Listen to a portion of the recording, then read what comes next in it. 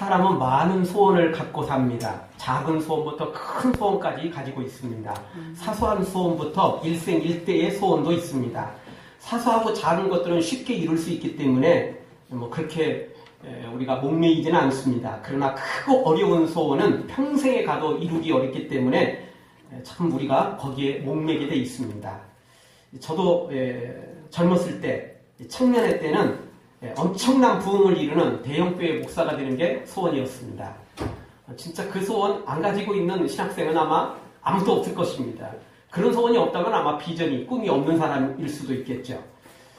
신학생 때였으니까 아직은 세속에 물들기 전이라 유명세를 타겠다는 그런 생각보다는 하나님 나라의 큰 일꾼으로 쓰임받고 큰 일을 하겠다라는 그런 마음이 100배, 1000배 더 컸다고 자부하고 있습니다. 그리고 신학교를 졸업하고 현실세계에 부딪히며 시대상으로 불가능하다는 것을 인식하게 되었습니다. 즉 1970년대, 80년대는 그냥 천막 쳐놓고 또는 지하에도 물 나오는, 물 새는 또 냄새나는 그런 지하에도 그냥 십자가만 세워놓고 기도하고 전도하며 부흥하던 시절이었어요. 근데 지금은 그런 시절이 아니라는 거죠. 땅 사놓고 멋진 건물 지어놔도 그게 마냥 쉽지만은 않는 시대인 거죠. 그래서 막상 신학생 때는 아니었는데 나와서 목사 한 수 먹고 목회를 하니까 현실하고는 너무 다르더라는 거죠. 거기다가 제가 생각만큼 그렇게 능력 있는 그런 목회자가 아니더라는 거죠. 좀 괜찮은 줄 알았더니 괜찮은 사람도 많고 세상에 더 좋은 일들이 많은 시절이 다가오니까 이제는 이런 것 가지고 별로 신경도 안 쓰더라는 것입니다. 그래서 이제 현실을 깨닫게 됐죠. 그런데 현실이 이러니까 꿈을 버린 건 아니고 진짜는 제가 변화되기 시작했습니다. 그거보다 더 큰 꿈이 생긴 거예요. 그거보다 더 큰 소원이 생긴 겁니다. 그게 뭐였냐면 예전에는 하나님의 큰 일을 하리라, 위대한 일을 하리라, 이게 저의 꿈이었는데 그게 바뀌어서 지금은 작아도 좋다, 좀 보잘것없어도 좋다, 끝까지 하나님 나라의 일꾼으로, 하나님의 종으로, 하나님의 사람으로 세워지고 싶다. 이게 저의 더 큰 꿈이 되어버렸습니다. 현실 때문에 그랬다고요? 아니요. 저는 그렇게 생각하지 않습니다. 지금도 여전히 저는 진짜 그런 대형교회는 꿈을 꾸지는 않습니다. 사실. 왜냐하면 저는 교회가 어느 정도 우리 교회가 성장하고 부흥하면 부교육자들 몇 년 섬긴 부교육자들한테 대초교회 팍팍 떼줄 겁니다. 전혀 저는 수만 명씩 그렇게 키우고 싶은 생각 없습니다.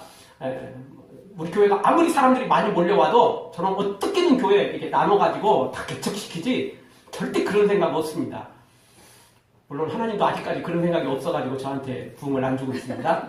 그게 좀 안타깝긴 하는데 어쨌든 저의 진실한 마음은 대형교회 또는 유명한 목회자, 큰 목회, 그것도 소원은 소원입니다. 아직 안 버렸어요. 아직 안 버렸습니다. 제가 가지고 있습니다. 그런데 그거보다 더 큰 소원은 진짜 하나님의 종이 되고 싶습니다. 하나님의 사람이 되고 싶습니다. 왜냐하면 시대가 너무 변질이 많이 됐어요. 미국이나 서양 교회는 이제 교회가 아닙니다. 여러분 십자가 세워졌고 또 목회자라고 똑같은 교회 목회자라고 생각하시면 안 됩니다. 아주 유명한 책들, 세상이 아니라 교회 안에 이루어진 나온 베스트셀러들, 그런 책을 낸 목회자들도요 대부분 가짜입니다. 솔직히. 긍정의 힘, 여러분 굉장히 유명했었잖아요. 교회 센세이션을 불러일으켰어요. 근데 그분 제대로 된 목회자 아닙니다. 우리가 이제 멀리 떨어져서 잘 몰랐는데 동영상이 자꾸 유튜브 요즘 나오니까 웬만한 건 다 떠요. 어디서든 무슨 강연을 하거나 뭘 이렇게 했으면 다 떠요. 그분 말하기를 예수님 안 믿는다고 지옥 가느냐? 그럴 수 없다는 거예요. 그게 목사입니까? 아니죠. 가짜 목사입니다. 혹시 여러분 그런 책 그냥 있으면 굳이 버릴 필요는 없는데 참 좀 안 하시고 그냥 신경 쓰지 마십시오. 긍정 좋습니다. 근데 긍정 갖고는 절대 안 되는 겁니다. 믿음 갖고 되는 것입니다. 분명히 기억해야 됩니다. 그리고 우리 한국교회도 그런 위기에 빠져 있어요. 그래서 저도 그렇게 변질되지 말라는 보장이 없는 거예요. 그래서 지금의 제일 큰 소원은 작아도 좋다. 남들이 알아주지 못하도 좋다. 내가 끝까지 하나님의 종으로, 하나님의 사람으로, 정말 하나님이 인정하시는 목회자로 그렇게 세워지고 싶다는 겁니다. 그러면 저도 천국 가고 우리 자녀들도 또 우리 예수사랑 모든 성도들도 저와 함께 천국의 길을 갈 확률이 더 높아지는 거죠. 그런데 제가 잘못돼 버리면, 제가 변질되고 제가 세속화되면 저도 천국 들어가기가 어렵게 되고 우리 가족도 저를 통해서 위기에 빠지게 될 것이며 우리 예수사랑 성도들도 위기에 빠지게 될 것이죠. 그러니까 큰 일 하는 게 중요한 게 아니고 바른 일 하는 게 중요하더라고요. 바른 길 가는 게 중요하더라고요. 그래서 저의 소원은 좀 바뀌었습니다. 완전히 바뀐 건 아니고 순서만 바뀌었습니다. 예전에는 큰 일 하는 게 정말 대형교회 목사 되는 게 제일 큰 소원이었는데 이제는 그 소원은 두 번, 세 번째로 밀려나 버린 거죠. 우리가 운전하다 보면 초보 운전자들이 뒷문에 붙인 문구 중에 저도 제가 무서워요. 그런 문구가 있습니다. 근데요, 저는 그 문구 볼 때마다 느끼는 게 하나 있습니다. 아, 초보 운전자니까 피해가야 된다. 그 생각이 아니고 사실 알고 보면 나도 내가 무섭다. 그 생각을 해봅니다. 뭐 운전할 때도 그럴 수도 있겠지만 진짜 영적으로 제가 무서워질 수 있다는 거죠.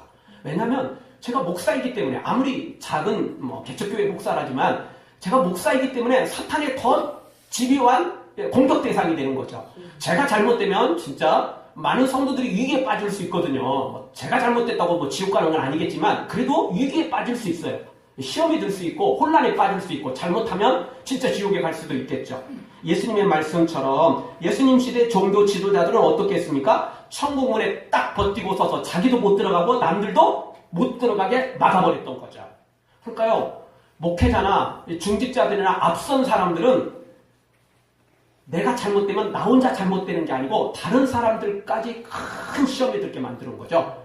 그래서 그를 실족하게 만들죠. 예수님은 실족하게 하는 자는 차라리 연자 맷돌을 그 사람 목에 들여가지고 바다에 강에 빠뜨리는 게 차라리 낫다는 겁니다. 여러분, 사람을 목에 돌을 묶어가지고 빠뜨리는 건 살인이잖아요. 살인죄를 저지른 것은 아주 큰 죄죠. 그런데요, 차라리 그 살인죄가 가벼운 거예요. 왜? 내가 영혼을 실족하게 만들면 그 사람 지옥 가고 나도 그거에 대한 책임을 져야 되고 나도 천국 못 가는 거예요, 그러면. 그러나 살인죄는 그래도 나중에 회개할 수는 있잖아요. 가능성은 많지 않지만 그래도 회개할 기회가 있잖아요. 근데 실족해하는 사람들은 회개할 기회조차도 쉽지 않아요. 회개할 정도 되면 남 실족하지 않겠죠. 그렇게 나쁜 짓 저질하지 않겠죠. 그러니 알고 보면 우리가 무서운 거예요. 내가 무서운 거예요. 다른 사람 무서운 게 아니고 내가 무서운 거예요. 왜냐하면 나를 앞세우는 순간, 교만해지는 순간, 예수님을 버리고 나를 높이는 순간 진짜 위험하기 때문에 그렇습니다. 따라서 오늘 우리는 끝까지 변함없이 우리가 하나님의 사람으로 세워지도록 그런 간절한 소원을, 그걸 최고의 소원으로 갖고 나머지 것들은 그 다음 소원으로 가져야 되는 겁니다. 그래야 내가 무섭지 않게 되는 거예요. 그래야 내가 변질되지 않도록 최소한의 장치를 하게 되는 것입니다. 오늘 성경 야곱도 마지막 소원이 소개되고 있습니다. 야곱의 소원은 요셉이 중간에 죽었다고 알려지면서 무너져 버렸습니다. 왜냐하면 야곱의 소원은 요셉이었거든요. 요셉이 11번째 아들이었지만 장자의 그 권한을 받아가지고 가문을 이어가는 것이 야곱의 소원이었어요. 최고의 소원이었어요. 그런데 중간에 요셉이 죽어버렸죠. 집에 돌아온 것은 요셉이 입었던 아름다운 채색 옷, 그것도 피 묻은 옷, 그것이 야곱에게 전달되었던 거죠. 그래서 다 죽은 줄 알았어요? 그래서 다 끝나버린 줄 알았습니다. 그 뒤로 야곱은 모든 소원이 무너져 버렸습니다. 그냥 죽지 못해서 사는 거지 사실은 살아있는 게 아니었어요. 산 목숨이 아니고 죽은 목숨이나 다름없었죠. 그런 야곱이 오늘 다시 한번 놀라운 그 소원을 갖게 됩니다. 28절 하반절에 보면 내가 죽기 전에 가서 그를 보리라.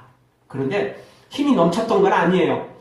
성경에 보면 27절 하반절에 보면 기운이 소생한지라. 기운이 다 죽어 있었어요.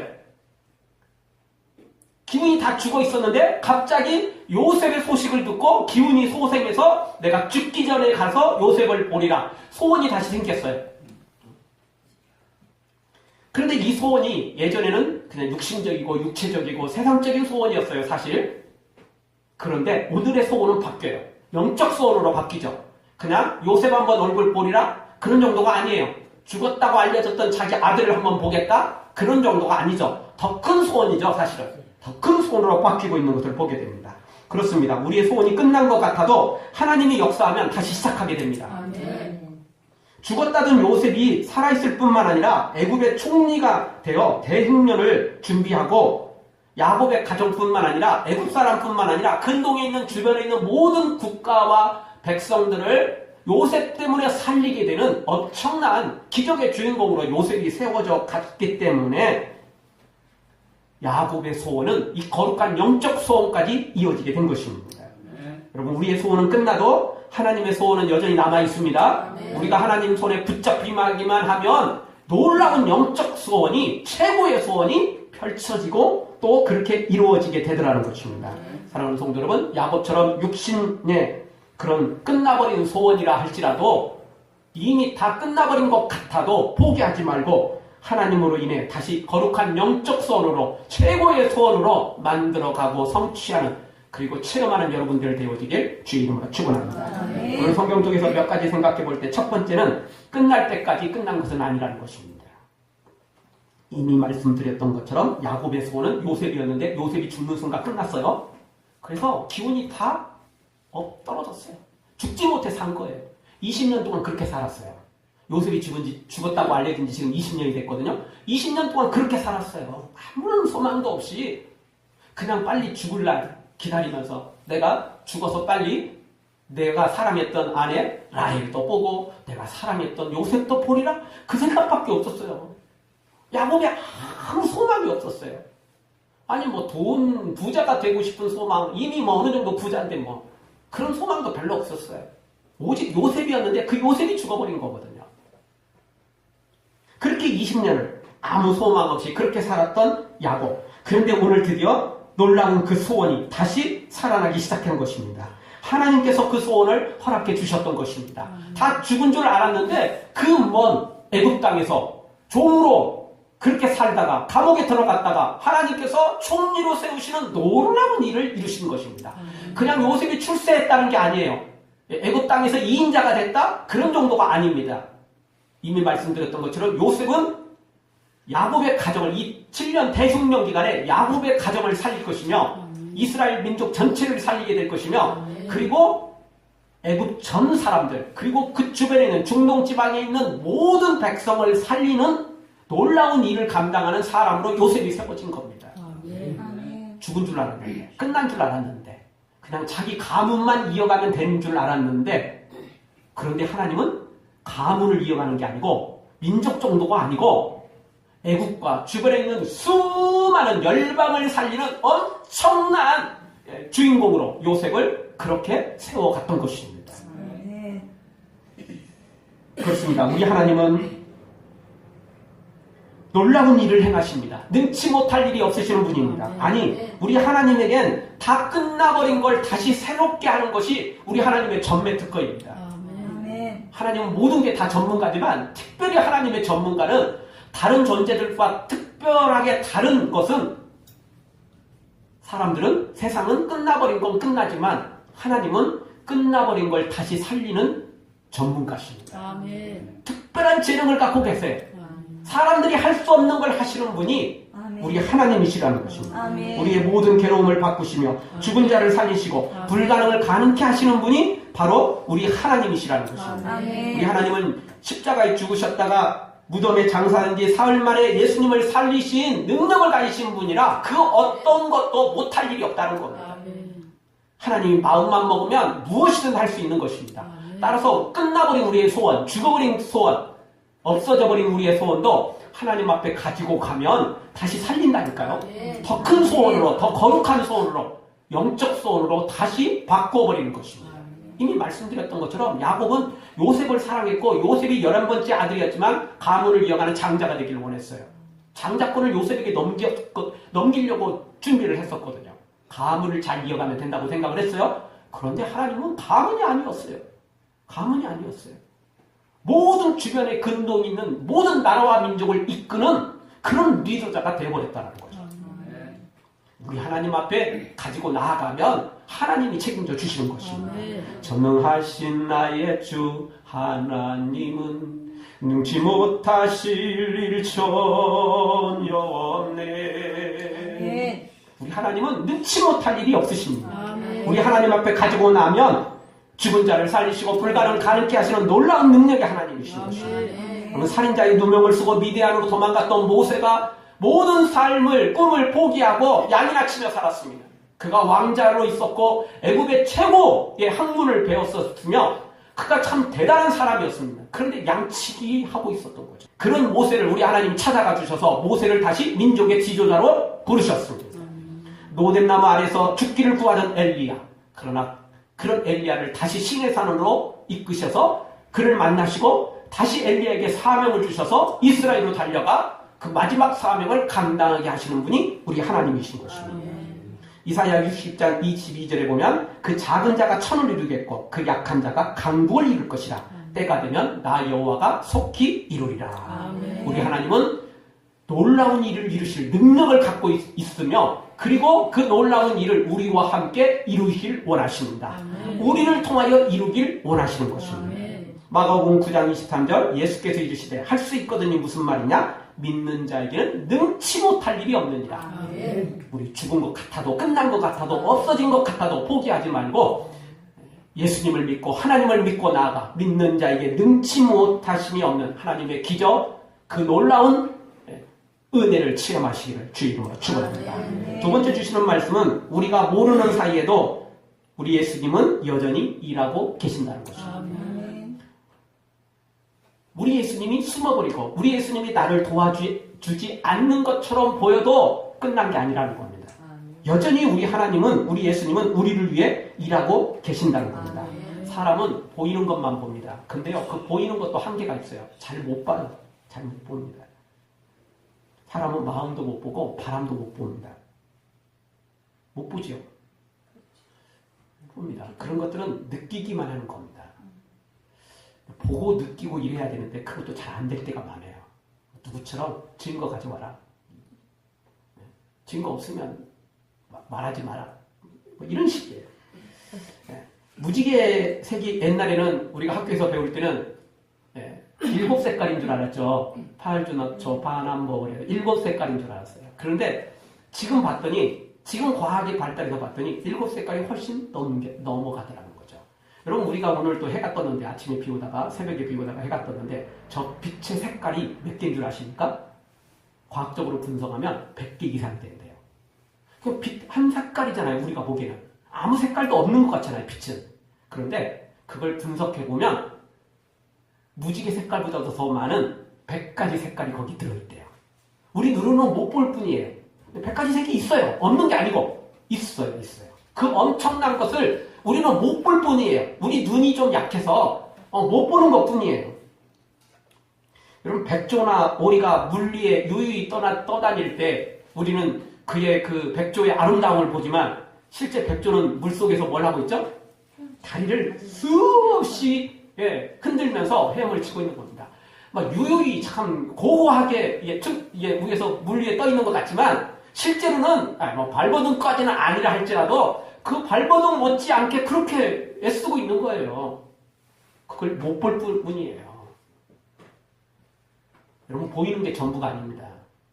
보이는 게 전부가 아니에요. 하나님이 안 원래 우리 하나님은 안 보입니다. 영적인 눈으로는 볼 수 있는데 우리 육신 눈으로는 볼 수 없다는 거죠. 안 보인다고 하나님이 없다고 생각하면 안 됩니다. 안 보인다고 하나님이 지금 멀리 떠났다고 생각하면 안 됩니다. 안 보인다고 하나님이 지금 놀고 있다고 나를 외면했다고 생각하시면 안 됩니다. 안 보여도 하나님은 지금도 일하고 계십니다. 누구를? 우리를 위해서, 나를 위해서 일하고 계시더라는 겁니다. 하나님은 야곱을 떠난 것처럼 보였습니다. 왜냐하면 그의 최대의 소원이었던 요셉을 데려가셨다라고 생각했기 때문에 그렇습니다. 20년 동안 그렇게 살아왔어요. 그런데 우리 하나님께서 요셉을 잠시 가나안 땅에서 야곱의 품에서 옮겨 비록 종으로 팔리고 또 감옥에 갇히기도 하고 고난과 훈련을 받았지만 우리 하나님께서 애굽 땅에서 놀라운 일을 이루시는 하나님의 사람으로 계속 일하고 계셨고 계속 요셉과 함께 가셨다는 거죠. 비록 요셉이 고난을 당했지만 하나님과 함께했고 하나님과 동행했고 그래서 성경은 요셉이 하나님과 함께해서 형통했더라. 그렇게 우리에게 말씀해주고 있는 것입니다. 우리가 조금 힘들어도 아니 매우 많이 힘들어도 정말 죽지 못해 사는 것처럼 그렇게 우리가 힘든 삶을 지나간다 할지라도 우리에겐 소망이 있습니다. 왜냐하면 우리 예수님이 우리를 위해 일하고 계시기 때문에 그렇습니다.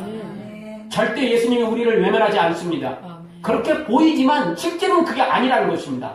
지금도 우리 예수님은 우리를 위해 일하고 계시며 준비하고 계시더라는 겁니다. 우리가 믿음으로 세워지기만 하면 때가 되면 나 여호와가 속히 이루리라 주님이 이루시는 것입니다. 그런데 다만 우리가 그때가 될 때까지 기다려야 돼요. 그때가 될 때까지 우리의 믿음을 빨리빨리 성장시켜야 돼요. 믿음으로 세워져야 돼요. 그러면 가능해지는 것입니다. 즉 하나님의 때도 맞춰져야 되고 나의 믿음도 세워져. 두 가지가 동시에 이루어지면 하나님의 놀라운 기적이 시작되는 것입니다. 따라서 오늘 우리 다시 한번 기억해야 됩니다. 어떤 소망도 예수님을 만나면 생기는데 있던 소원이 조금 기죽었다고, 있던 소원이 조금 사라졌다고, 있던 소원이 조금 희미해졌다고 포기할 일이 아니라는 것입니다.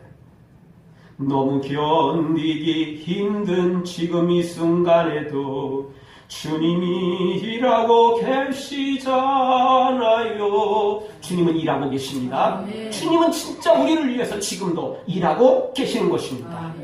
알고 봤더니 주님이 우리를 위해서 너무나 애쓰고 힘쓰고 있습니다. 우리 하나님은 졸지도 않고 주무시지도 않고 일하고 계신 하나님입니다.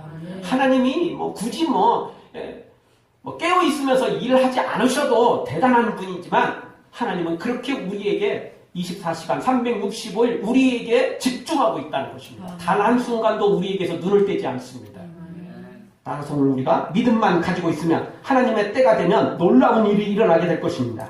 사랑하는 성도 여러분, 아무것도 보이지 않는다고 포기하지 말고 낭망하지 말고 끝났다고 생각하지 말고 우리 하나님, 일하시는 예수님 굳게 믿고 나아가서 새 소망을 얻고 새 생명을 얻는 기적의 주인공들 되어지길 주의 이름으로 축원합니다. 마지막 세 번째로 우리가 생각할 말씀은 28절을 통해서 주님이 하신 일을 가서 보아야 된다는 겁니다. 이제 우리가 주님이 하신 일을 가서 보아야 됩니다. 죽기 전에 가서 봐야 됩니다. 아무런 소망 없이 살다가 그저 천국만 가리라. 이거는 너무 나약한 믿음이에요. 하나님은 우리를 그렇게 부르시지 않았습니다. 어쩔 수 없이 그냥 천국만 가면 돼. 내 소원은 아무것도 아니야. 그냥. 이제 천국만 죽을 날만 기다리는 게 내 소원이야. 하나님이 이렇게 우리가 힘없이 살도록 나약하게 살도록 우리를 부르시지 않았습니다. 아무리 나이가 많고 또 건강이 약해졌고 아무리 우리가 지금 조금 육체적으로 쇠하여 간다 할지라도 하나님이 우리를 그렇게 약하게 부르시지 않았습니다. 하나님은 마지막 순간까지도 하나님의 사람으로 위대한 하나님의 일꾼으로 쓰임받기를 원하시는 겁니다. 지금 야곱 27절 하반절에서 기훈이 소생했다고 그랬잖아요. 그 전까지 기훈이 소생하지 않았다니까요. 기훈이 다 죽어 있었어요. 죽지 못해서 산 거예요. 어거지로 산 거예요. 산 목숨이 아니고 죽은 목숨이나 다름없었어요. 그런데 오늘 야곱이 다시 살아나죠. 기훈이 소생했어요. 내가 죽기 전에 가서 요셉을 보리라. 내 아들을 보리라. 근데 단순히 아들, 20년 동안 못 보았던 아들, 죽었다고 알려진 그 아들을 보겠다는 게 아니에요. 여러분, 야곱에게 아직 사명이 남아 있었던 거죠. 생각해 보십시오. 만약 20년 그 사이에 야곱이 죽었다고 치죠. 기분이 다 소생해가지고 진짜 아무 소망 없이 살다가 죽었다고 치죠. 그러면 어떻게 됐을까요? 야곱은 천국 가는 데는 지장 없겠죠. 그만한 믿음 가지고 있었으니까. 그러나 이스라엘 민족을 형성하는 데는 큰 문제가 발생하고 나가는 겁니다. 생각해 보십시오. 요셉이 총리가 됐는데 형들이 왔어요. 찾아오긴 했어요. 근데 물어봤더니 아버지가 죽었대요. 그런 소식이 요셉에게 들렸다고 치죠. 그럼 요셉이 얼마나 그게 낙담이 되겠어요. 20년 동안 생이별을 시킨 게 누구죠? 결국 형들이 된 거잖아요. 자기를 판 것도 나쁜 짓인데 그것 때문에 자기 아버지 얼굴도 못 보고 죽은 거예요. 아버지가. 그 아버지가 그럼 죽었는데 기쁘게 즐겁고 행복하게 죽었겠어요? 아들 죽은 줄 알고 불행하게 살다 죽었으니 요셉의 마음이 얼마나 아프겠어요. 그러면 그 미움이 누구한테로 가겠어요? 그 분노가 누구한테로 가겠어요? 형들한테 갈 수밖에 없어요. 그러니까 당장은 용서해도 그 미움이 계속 있을 수밖에 없는 거예요, 솔직히. 그러니까 야곱이 죽었다면 그렇게 되더라는 겁니다.